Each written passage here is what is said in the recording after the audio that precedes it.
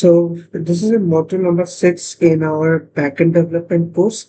And in this module, we'll be designing the register endpoint of our application. So before proceeding to that, let me talk about some important things that we'll be creating right here. Okay, so first let me delete these folders.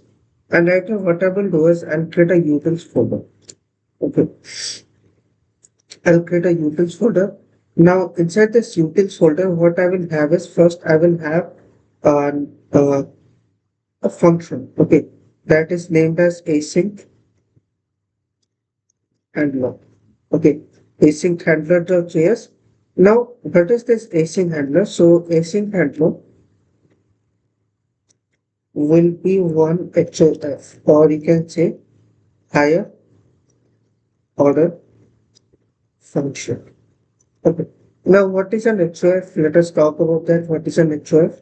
So, an HOF is something which takes function as argument. Okay. Then we have or returns a function or both. Okay. Or it's a combination of both. So let us say I am having this function that is called async handler, which is a simple function. Okay. Now this is a simple function that is async handler. So this is not an HF, right? So here we have shift burn down arrow. So let me go ahead and here see. Now what will happen is in this kind of HOF, what happens is that you take another function as an argument. How do you take that? You just write here something like this and you take the function as an argument. Okay. Otherwise, if not, that's not the case. If you have promises to return, what you can do is you can write here func. Okay. If you will see whatever you can name, it's your source, and you can write here async. So this is also one HOF example that you are taking a function as the argument. Okay. So right here, let us just define our own async handler function. That is one HOF. So I'll write a const async handler is equal to, I will have fn, okay, or I can say func. Then we will have one async, okay, it's an async function which takes request, response, and next. Okay, I don't know why it's uh, next. Fine. So what are these three parameters? Okay, so these three parameters are you have for REQ, that is request.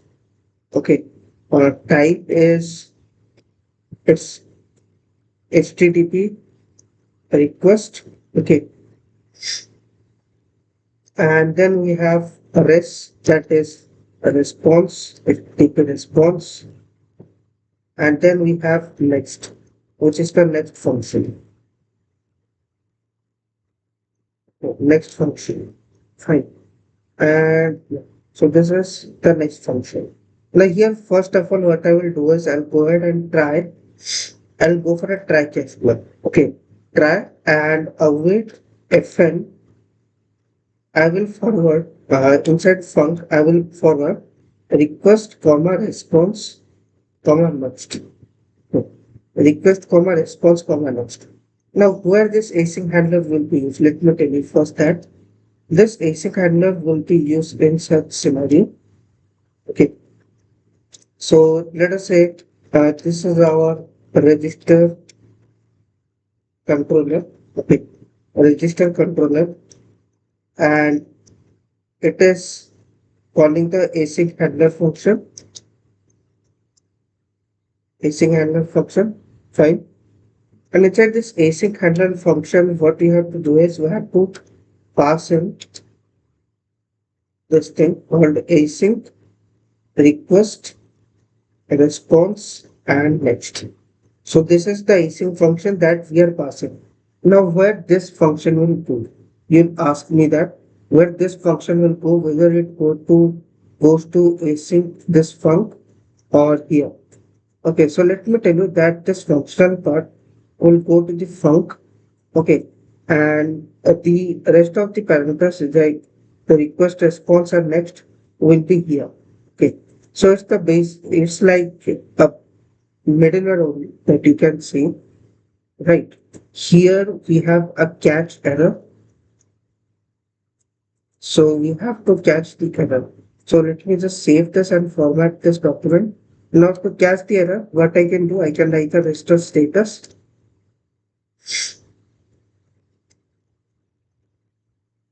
error.co, or we can have 500 dot JSON. What we can return in the JSON is success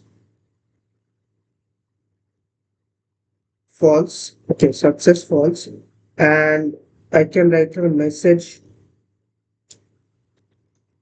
error dot message. Okay, error dot message. Control is to save. And yeah, so this is our async handler function. But ideally, we'll not do something like this. We have to return promise instead of going like this async away. Okay, so what I'll do is I'll comment this out. Okay, and another what should I do is I remove all this code? No, let it fine. So const export const async handler. Okay, so it will take the request handler. Okay, it will take the request handler. Now, what is the request handler? The request handler is this one. This entire thing is the request handler. Fine. Then we have return. Okay, return. We'll get the request response and next. Then we have promise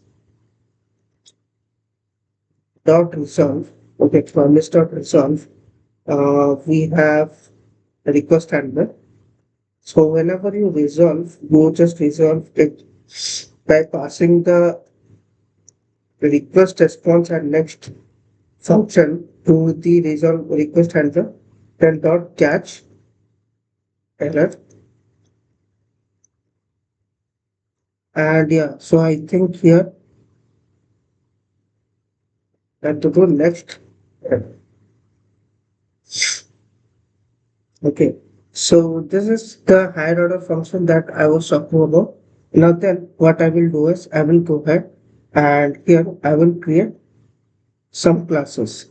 Okay, so here I'll create some classes API error.js, and inside this API error, what I'll do is first of all I'll let class API error extends error. Okay, so error is the global class defined in JavaScript. Okay, so we have a constructor. Don't worry if you don't know about constructor classes or objects. It's status code. Then we have message, something went wrong. Okay, so this is the generic message that you may forward every time. Then we have errors. So it will be an array of errors even if we have anything.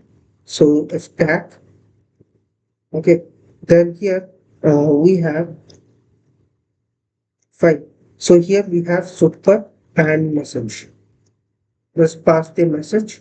Then this dot status code is equal to status code. This dot data. So ideally we don't have any data here. Okay. We don't have any data. Then we have this dot message equals to this dot message. Then you have this dot success is equal to false. Okay, and this dot error is equal to errors. Okay, now if we get slack If we get this is stack, then set this dot stack equals to stack. Now what is stack? That is a property of the error class in JavaScript. Okay, so then if it's not the case, if you are not getting the stack, then what you do, else error dot capture stack trace, pass in this. This is referring to the current class. Okay, then this dot constructor.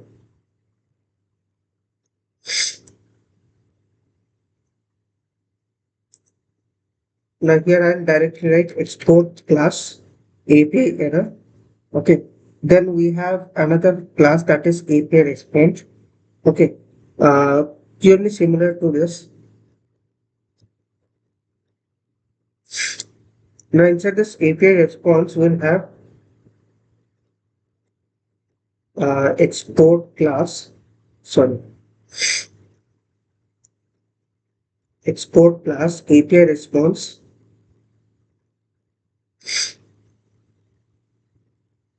Okay.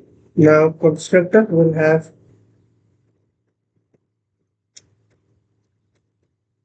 status code,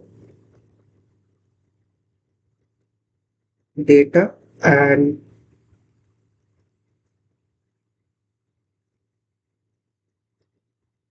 so this dot status code is equal to status code. This dot data is equal to data, and this dot message is equal to message. Okay, and this dot success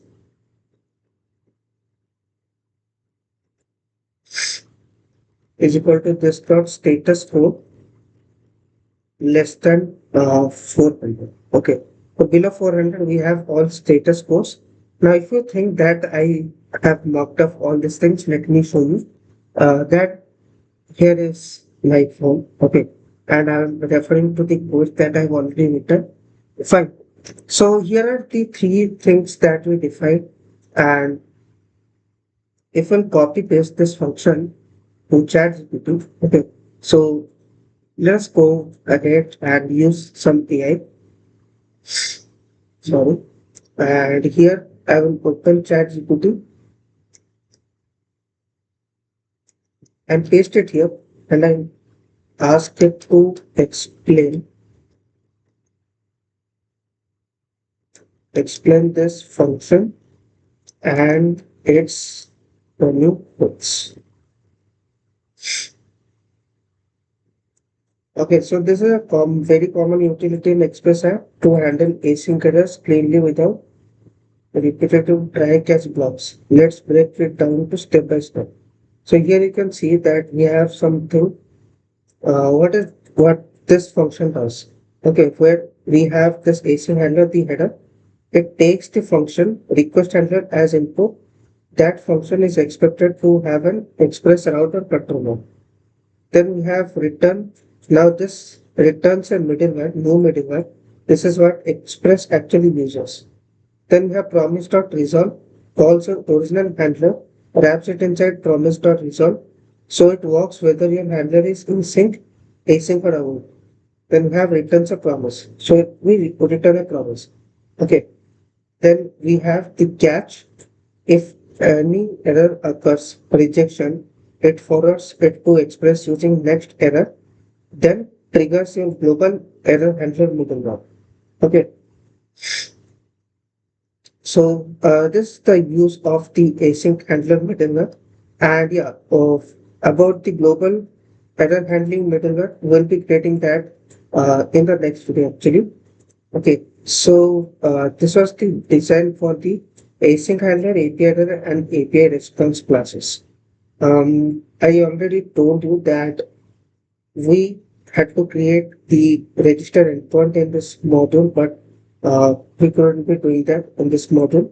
So that will be done in the next module. I want to keep the entire course segregated into parts so that it's very easy for you to grab the concepts. Okay, so right here, what I will do is I'll go ahead to my GitHub desktop. And after going to GitHub desktop, what I would do is right here module 6, again, utility design utility design utilities. Okay. So design utilities and commit 3 files to development, then push to origin. Okay.